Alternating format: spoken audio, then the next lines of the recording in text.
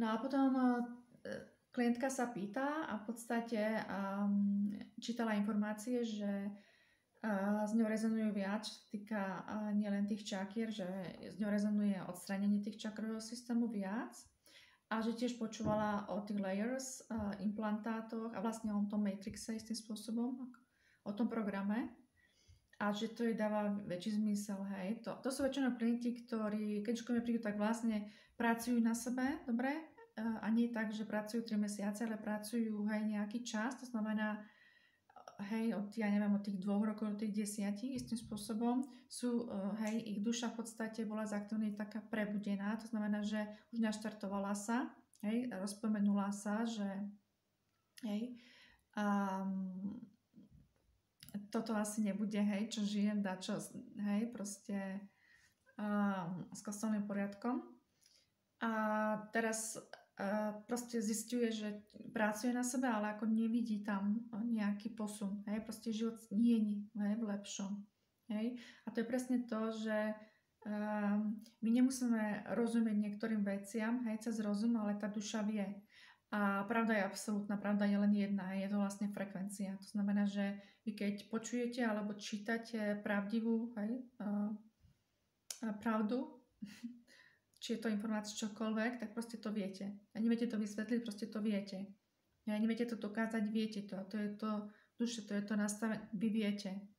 Áno, tam žiadne kognitívne veci nefungujú. Dobre, my sme napojení cez srdce, hej, cez to vedenie.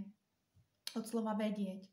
To znamená, že tá centrálna v podstate tá hviezda, hej, taká tá základná čakra, čo sme priamo napojení na ten zdroj, hej, stvorenie, na podstatu, hej, to nás vyživuje, ktoré je všade okolo nás, to súcno, hej, a tak pre fyzické telo, hej, pre našu biológiu a dušu je v podstate je sídlo asi v strede tela, niekde tu a vlastne v oblasti naše srdca, to znamená, že to je to vedenie, vnútorné vedenie alebo intuícia, alebo akokoľvek to máte. Každý to pomenovať môžete inak, ale pravdepodobne asi viete, o čom hovorím. To znamená, že vedieť, hej, veci a myslieť si je rozdiel. Hej,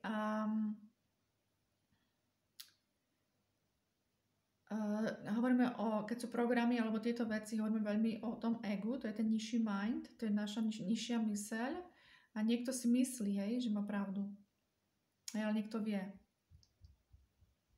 A to je rozdiel, hej, lebo myslieť si a vedieť sú dve rôzne veci. Takže to som vám chcela povedať, že keď niečo s vami zarezonuje, to znamená, že si to priťahnete len kvôli tomu, že to potrebujete do svojho života, že ste si to buď svojím intention, hej, vlastne ste si to pýtali a to je tá odpoveď pre vás. Hej, alebo proste taký pomocníček, hej, to, čo vás pritiahne k tej vašej odpovedi na čokoľvek vy si každou myšlienkou, zámerom, hej, pýtate do života.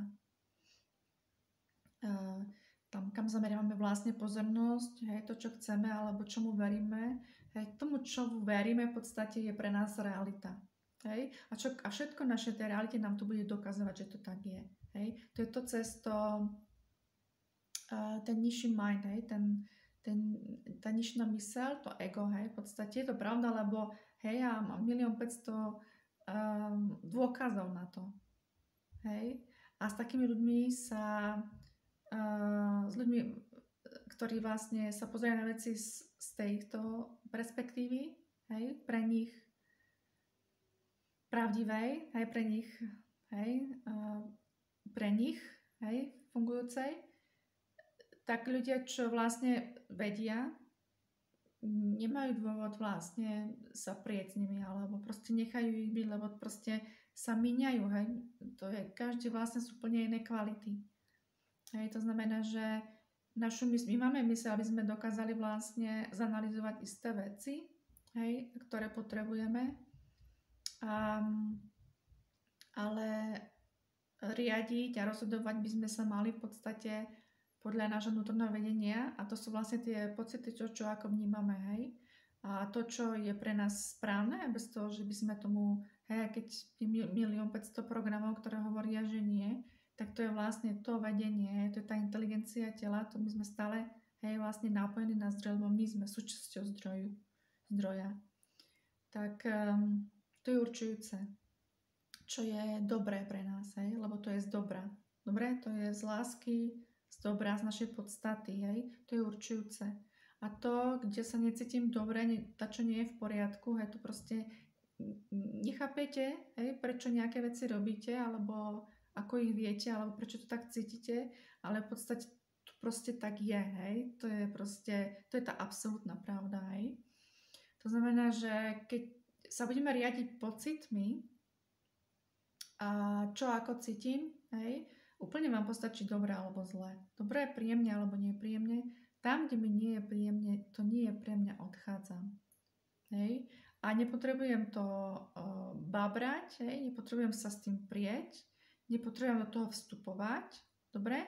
Nie, to nie je moja kvalita, To znamená, to nie je pre mňa a to nie je pre moje najvyššie dobro. A pokiaľ to ešte neviem, tak potrebujem do toho vstúpiť, aby som pocitil, že to nebolo asi dobré. Je úplne jedno, ako dlho mi to trvá, pretože to bolo v podstate len pochopenie toho, že keď cítim tú emóciu, ktorá nebola dobré, tak to dopadne takto. A tam nechcem byť, lebo tam už som bol.